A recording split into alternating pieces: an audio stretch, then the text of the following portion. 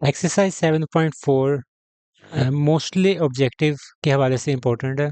इसके अंदर आपको क्वेश्चंस भी ऐसे ही मिलेंगे, फिल इन द ब्लैंक्स वाले, लेकिन एक एक चीज़ को समझना इम्पोर्टेंट है। तो ये मैं इसलिए करवा रहा हूँ डिटेल में क्योंकि इसके अंदर समझने की चीज़ें हैं। जो हमने पीछे सारी चीज़ें पढ़ी थी वो सारी चीज़ें इसमें यूज़ होंगी।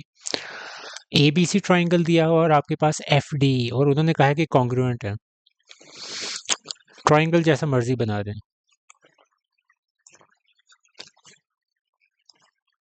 ये ए बी सी आ गया और बिल्कुल ऐसा ही ट्राइंगल है दूसरा, एफ डी ई। ये चीज़ बहुत इंपॉर्टेंट है कि आप जिस तरह पहला जो लेटर है वो ए है, इधर पहला लेटर क्या है, एफ है, तो ए और एफ एक साथ होने चाहिए। फिर सेकंड लेटर यहाँ बी है, यहाँ डी है, तो बी और डी लेफ्ट साइड है आपकी, जो लेफ्ट वाले एंगल बन रहे हैं।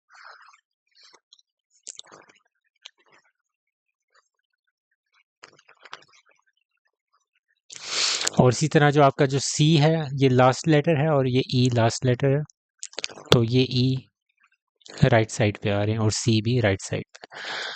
तो इस हिसाब से अब उन्होंने कहा कि आपकी जो ए बी साइड है किसके बराबर होगी। इधर आपके पास ये ए बी साइड है, दूसरे ट्राइंगल में यही साइड कौन सी बनती है, एफ डी, तो ये आपके पास हो जाएगा एफ डी। और ए सी साइड किसके बराबर है, ए सी,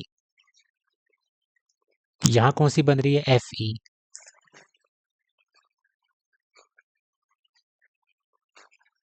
और बी सी साइड किसके बराबर है, इधर ये नीचे वाली बी सी साइड है और दूसरे ट्राइंगल में कौन सी यही वाली साइड बन रही है, इसके corresponding D E.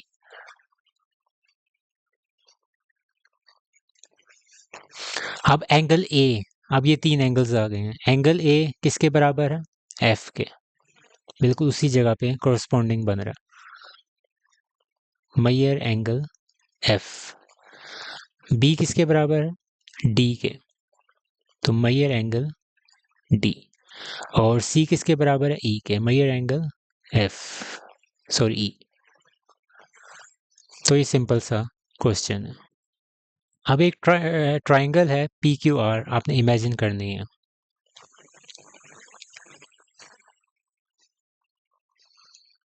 P Q R, अब उन्होंने कहा है कि एंगल कौन सा बन रहा है, पी आर यानी कि ये वाली साइड, और क्यू आर यानी कि ये वाली साइड। ये जो दो साइड्स हैं इनके दरमियान में एंगल कौन सा बन रहा है, आर एंगल।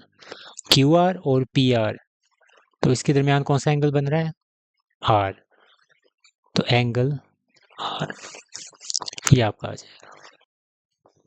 सी पार्ट है, डी ई एफ आपके पास कोई ट्राइंगल है, डी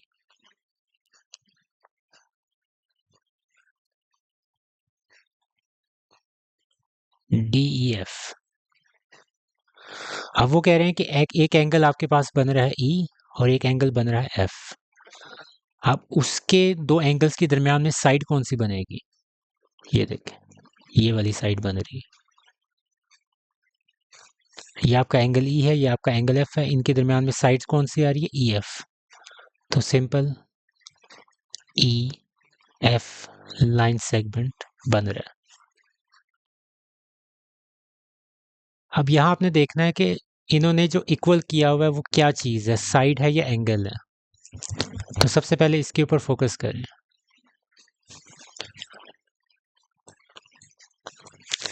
दो लाइन सेगमेंट्स है ना, तो साइड्स हुई, तो पहली आपके पास आ गई साइड। फिर अब इसके ऊपर फोकस करें। दूसरी चीज उन्होंने क्या कही हुई है, measure angle B is equal to measure angle P, angle की बात हो रही है, एंगल का ए लिखते हैं।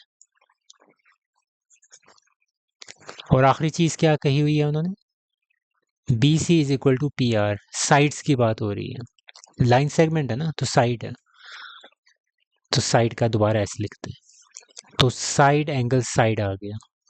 तो ये आपके पास पोस्टुलेट्स होते हैं मुख्तलिफ, double A S, S A S, A S A, तो ये आपने उसके हिसाब से देखना होता है कि पहले आपके पास क्या दिया हुआ था, साइड दी हुई थी, फिर आपके पास एंगल दिया हुआ था और दोबारा फिर साइड दी हुई है। तो साइड एंगल साइड पोस्टुलेट के जरिए,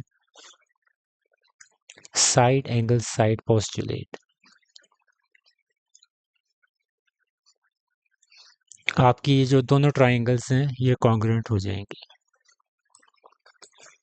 पोस्टुलेट ना भी लिखना है तो ना लिखें, खाली कंडीशन जो उन्होंने लिखी हुई है वही, वो भी काफ़ी है, लेकिन एस से एस लिखना है आपने, साइड एंगल साइड।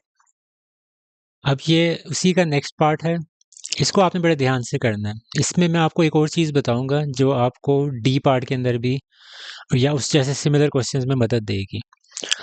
उस क्वेश्चन के जब मैंने आपको बताया था उसका सॉल्व कि एस से एस पोस्टुलेट बना था, लेकिन आप शायद उसमें एक रट्टा लगा रहे होंगे कि पहले जो चीज़ आ रही है वो ऐसी लिख दी, अगर मैं ऐसे लिखूं ये एंगल है, ये एंगल है और ये साइड है, ये चीज़ बन गई। इसमें ये चीज़ नहीं है। तो इसके लिए एक लॉजिक होती है, उसके लिए आपको क्या करना पड़ेगा, आपको डायग्राम ड्रॉ करनी पड़ेगी। अब एक ट्राइंगल आपके पास है ABC,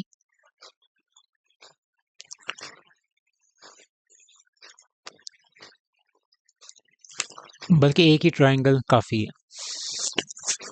अब यहाँ देखें, पहले किस एंगल की बात हो रही है, ए एंगल की, ये एंगल ए की बात हो रही है। फिर एंगल बी की बात हो रही है, ये वाला एंगल, और उसके बाद लाइन सेगमेंट ए बी की बात हो रही है, ये जो बीच में है, ये चीज़ याद रखनी है। इंक्लूडेड साइड, इंक्लूडेड एंगल, ये चीज़ें भी इंपॉर्टेंट होती हैं।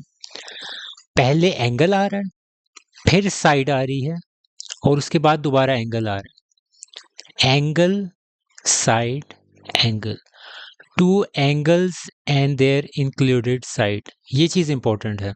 उस क्वेश्चन के अंदर अगर आप उसकी फिगर ड्रॉ करेंगे जो हमने पिछला डी पार्ट किया है, उसके अंदर भी यही चीज़ आएगी। आपके पास दो साइड्स होंगी, दो साइड्स होंगी और उनका इंक्लूडेड एंगल होगा बीच में, तो तभी हमने उसमें SAS किया था। तो ये उसकी कंप्लीट लॉजिक है कि ASA क्यों आ रहा है। खाली ये नहीं देखना कि यहाँ क्या तरतीब लिखी हुई है, उससे आपका क्वेश्चन गलत हो सकते हैं कि बहुत ज़्यादा चांसेस हैं। तो उसको पूरा ड्रॉ करें और फिर आप उसको बता सकते हैं कि क्या आना चाहिए। तो इसमें आपके पास ASA पोस्टुलेट लगेगा, तो ये उसकी कॉन्ग्रुएंस की कंडीशन होगी।